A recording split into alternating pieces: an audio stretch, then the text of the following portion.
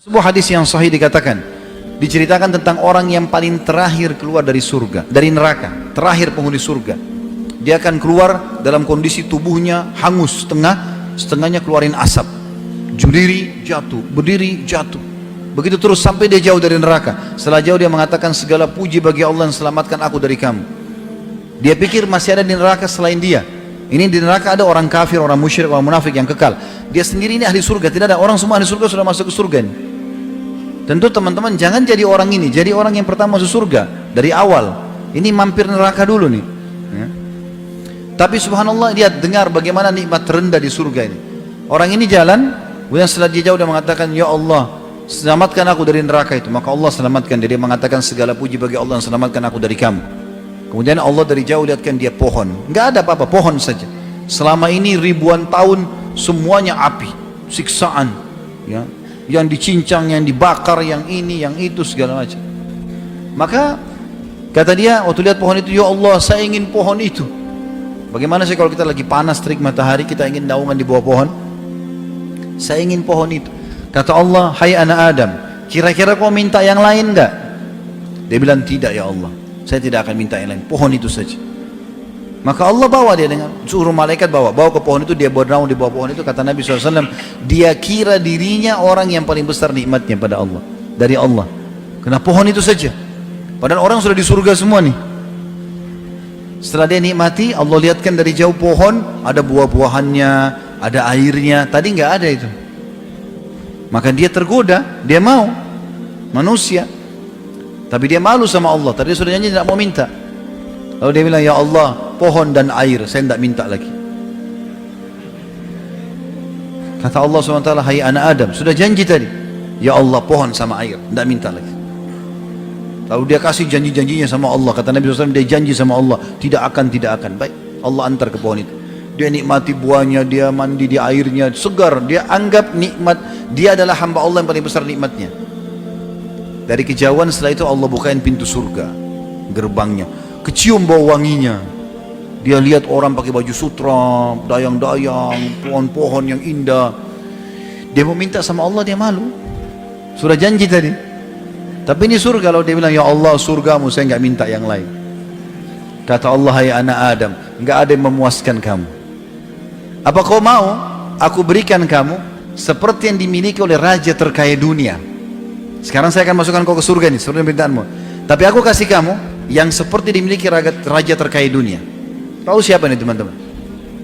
Sulaiman alaihissalam. Kalau kita bilang raja terkaya di dunia, Sulaiman AS bisa suruh jin, bisa bicara sama hewan, istananya dari kaca, luar biasa. Nggak ada raja seperti Sulaiman. Sampai kata Nabi SAW, Sulaiman telah minta kerajaan tidak boleh orang sebelumnya dan sesudahnya. Kata Allah SWT, hai anak Adam, maukah kamu aku berikan kau yang dimiliki raja terkaya dunia? Dia bilang, raditu ya Rabb, aku ridho. Jangankan begitu, masuk surga sudah cukup, apalagi dapat yang terkaya raja dunia ya. Maka Allah bilang, wala kamithluhu, kau akan dapat dobelnya, 2 kali lipat. Maaf.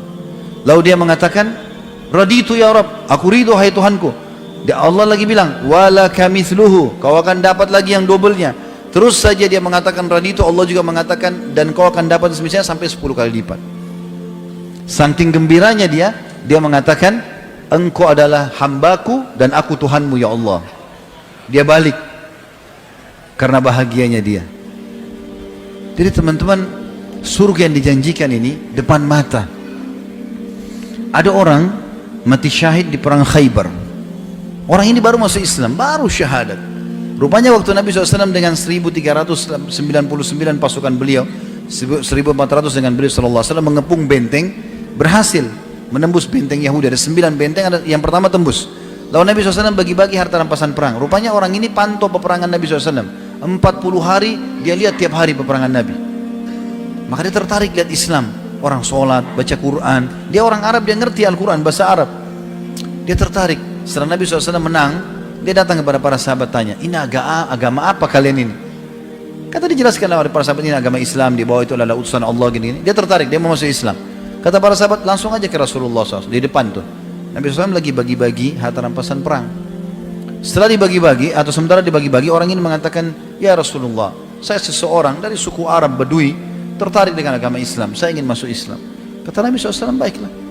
Asyhadu an la ilaha illallah wa anna Muhammad Rasulullah. Sederhana, 2 kalimat. Syahadat dia.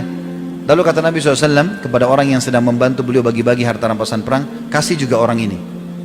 Karena dia hadir pada pembagian harta perang. Bagi. Kata orang itu, ya Rasulullah, saya masuk Islam bukan untuk ini. Saya udah biasa hidup susah di padang pasir, saya nggak mau harta. Saya mendengar teman-teman Anda berkata, kalian datang ke sini untuk mati dan masuk surga. Dibunuh sama orang kafir, masuk surga. Apa benar ya Rasulullah? Iya benar. Kalau begitu ya Rasulullah, yang saya ingin satu saja. Panahnya orang Yahudi ini kena di sini, tembus di sini. Dia tunjuk titiknya di sebelah kiri dadanya. Kena di sini, tembus di sini. Kata Nabi SAW, kalau kau jujur, tulus, Allah kasih kau itu. Sudah. Akhirnya dia pergi. Dia gabung sama pasukan umat Islam. Nabi SAW bagi rampasan perang. Nabi suruh gerak pasukan, ayo ke benteng yang kedua, kepung nih. Begitu dikepung, strategi orang Yahudi berperang pada saat itu melemparin anak-anak panah dari dalam benteng ke arah pasukan muslimin. Begitu terus, mereka pengecut, gak mau ketemu. Maka pada saat itu dilempar anak panah. Subhanallah, anak panah Yahudi yang pertama terlemparkan kena ke orang ini.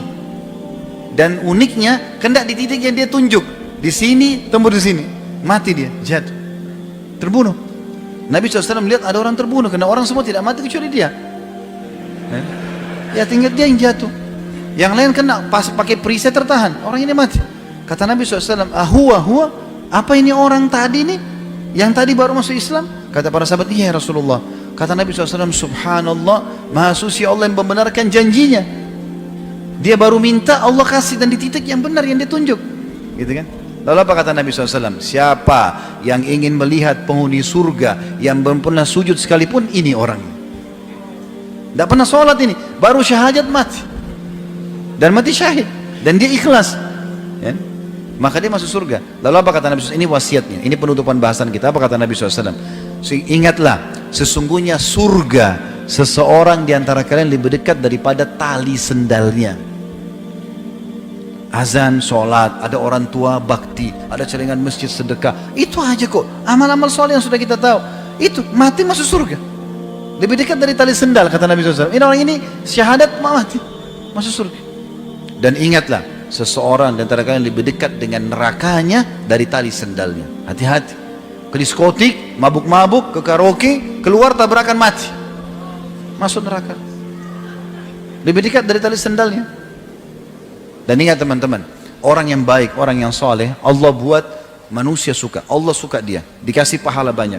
Allah juga buat manusia suka. Kalau kita baik, asal antum ikhlas ya, bukan cuma performance saja, bukan cuma penampilan, betul-betul apa yang ada dalam zahir ini yang kelihatan, begitu dalam hati antum, ikhlas kepada Allah. Allah akan buat itu efeknya besar. Orang pun akan suka sama kita. Allah suka, Allah kasih pahala, Allah juga buat orang-orang suka. Yang suka kita orang-orang yang soleh seperti kita tentunya. Orang yang fasik tidak bakal suka. Dia tidak suka dengan orang-orang yang baik, gitu kan? Begitu juga dengan teman-teman orang yang buruk. Maka Allah benci. Allah buat juga orang tidak suka. Orang kalau walaupun dia teman dekat, tapi orang itu suka bohong, orang itu kasar, orang itu suka mukul, mencuri, temannya pun tidak suka sama dia. Tapi kalau orang jujur, amanah, santun, ramah, orang suka. Maka kenapa tidak jadi orang soleh ini? Apa uzurnya? Dan kenapa harus menjadi orang buruk? Untuk apa? Ingat, peringatan sudah sampai ke Bapak Ibu sekalian. Allah Subhanahu wa taala akan minta pertanggungjawabannya teman-teman. Maka ambil ilmunya, amalkan. Semoga insya Allah kita menjadi orang-orang saleh dan ditutup dengan husnul khatimah.